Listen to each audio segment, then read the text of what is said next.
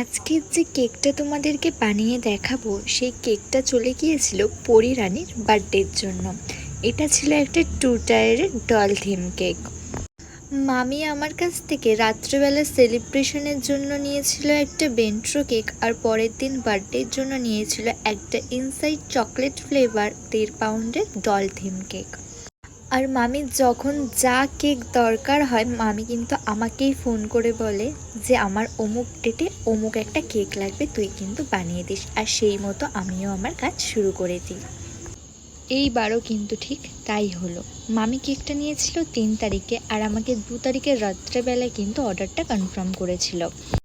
দেখো, মামির বাড়ি যেহেতু আমার বাড়ির ঠিক পাশেই, তো তার জন্য কিন্তু আমি অর্ডারটা কনফার্ম করে নিতে পেরেছিলাম। তোমরা যারা আমার থেকে এরকম কাস্টমাইজ কেক অর্ডার করতে চাও, একটু হাতে সময় নিয়ে কিন্তু অর্ডারটা কনফার্ম করো।